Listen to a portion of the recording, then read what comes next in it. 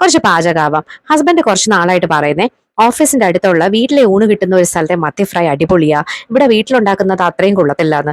നമ്മൾ ഒരാള് അപ്പൊ തന്നെ ചലഞ്ച് ഏറ്റെടുത്തു. ഇൻസ്റ്റഗ്രാമിൽ നിന്ന് തന്നെ ഒരു റെസിപ്പിയും പൊക്കിയെടുത്തു. എനിക്ക് കുക്ക് ചെയ്യാനൊക്കെ ഇഷ്ടമാ, പക്ഷെ അതൊരു ഡെയിലി റൂട്ടീൻ ആവുമ്പം എന്റെ മാത്രം റെസ്പോൺസിബിലിറ്റി ആണെങ്കിൽ എനിക്ക് ഭയങ്കര വിഷമം വരും. 10 മിനിറ്റ് കൊണ്ട് കഴിച്ചു തീർക്കുന്ന ആഹാരത്തിന് വേണ്ടി ഒരു ദിവസം മുഴുവൻ അടുക്കളയിൽ കിടന്ന് കഷ്ടപ്പെടുന്ന സ്ത്രീകളെ ഞാൻ കണ്ടിട്ടുണ്ട്. എന്തായാലും റെസിപ്പിയിലേക്ക് വരാം. കുറച്ച് കുരുമുളക് പൊടി, മഞ്ഞൾപ്പൊടി, മുളക് പൊടി ഇത്രയും എടുത്തു. പിന്നെ കരിവേപ്പില വേണമായിരുന്നു, ആ നമ്മുടെ പറമ്പിൽ നിന്ന് തന്നെ പൊക്കി. ഒരു ഇച്ചിരി വളർന്നു നിൽക്കുന്ന തൈന്ന് കുറച്ച് ഇല പറിച്ചത് കൂടാതെ വേറൊരു തൈന്നും കൂടെ ഇല പറിച്ചു. കൂട്ടത്തിൽ ഇതാ നമ്മുടെ പൊന്നാങ്കണ്ണി ചീരയൊന്ന് നോക്കി, നേരത്തെ ഇലയൊക്കെ പറിച്ചിട്ട് ഇപ്പൊ വീണ്ടും കിളിച്ചു വരുക, പാവല് പൂത്തിട്ടുണ്ട്. പിന്നെ നമുക്ക് കുറച്ച് വെളുത്തുള്ളി ചതച്ചത് വേണമായിരുന്നു, അപ്പൊ തിരിച്ചു വന്ന് വെളുത്തുള്ളി ചതച്ചു.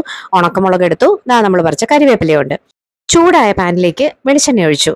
എന്നിട്ട് ഈ പൊടി വകകളുണ്ടല്ലോ ആദ്യം എടുത്ത് വെച്ചത്, അതെല്ലാം അതിലേക്ക് തട്ടി.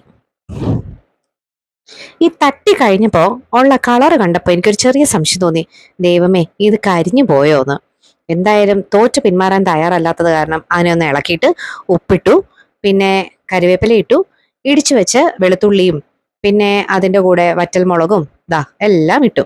ഇട്ടിട്ട് ഒന്ന് ഇളക്കിയിട്ട് അതിന്റെ പുറത്ത് നമ്മൾ ഈ മത്തിയെ അടുക്കി അടുക്കി അടുക്കി വെച്ചു. അപ്പോഴും എനിക്ക് നല്ല സംശയം ഉണ്ടായിരുന്നു, ഇത് കരിഞ്ഞെങ്ങാനും പോവോ ദൈവമേന്ന്. എന്തായാലും രണ്ടും കൽപ്പിച്ച് ഉണ്ടായിരുന്ന മത്തിയിലെ ഏതാണ്ട് ഒരു മുക്കാൽ ഭാഗവും പാനിൽ അടുക്കി വെച്ചിട്ട് അടച്ചു വെച്ച് ഒരു 3-4 മിനിറ്റ് ചെറുതീയിൽ വേവിച്ചു. പിന്നെ സമാധാനം കിട്ടാഞ്ഞിട്ട് വേറൊരു പാൻ ചൂടാക്കി ഇതേപോലെ ഒരു 3 മത്തി അതിനകത്ത് വെച്ച് ഞാൻ പ്രിപ്പയർ ചെയ്യാൻ തുടങ്ങി കേട്ടോ. മറ്റത് കരിഞ്ഞ ഇതെടുക്കാലോ. അപ്പോഴേക്കും ആദ്യം അടുപ്പത്ത് കയറ്റിയ പാത്രത്തിൽ നിന്ന് ഒരു സൂപ്പർ മണം വരാൻ തുടങ്ങി. തിരിച്ചു മറിച്ചു ഇട്ട് ഒന്ന് മൊരിച്ചെടുത്തപ്പോഴത്തേക്കും ആ മത്തി റെഡിയായി.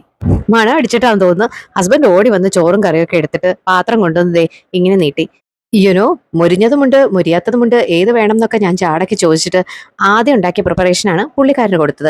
കാരണം എന്താണെന്ന് വെച്ചാൽ പുള്ളിക്ക് നല്ലോണം പുറമൊക്കെ മൊരിഞ്ഞിരിക്കുന്ന മീനാണ് എപ്പോഴും ഇഷ്ടം. അതാകുമ്പോൾ മുള്ളൊക്കെ കടിച്ചു തിന്നാൻ പറ്റുന്ന പറയാ. ഞാനും ഊണ് കഴിക്കാനിരുന്നേ.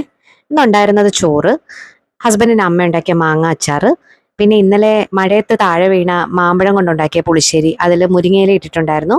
പിന്നെ വീടിന്റെ അടുത്തുള്ള ഒരു ഫാമിലി കൃഷി ചെയ്യുന്ന കീര, ചുമന്ന കീര തോരൻ വെച്ചത്, ഇതും പിന്നെ നേരത്തെ ഞാൻ ഓപ്ഷൻ കൊടുത്ത മൊരിയാത്ത മീന്, അതാ എനിക്കിഷ്ടം.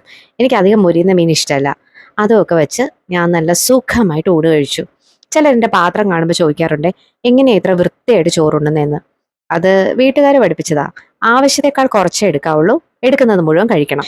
പിന്നെ മൊരിഞ്ഞ മത്തിയും മൊരിയാത്ത മത്തിയും ഇന്ന് വമ്പ ഹിറ്റായിരുന്നു കേട്ടോ.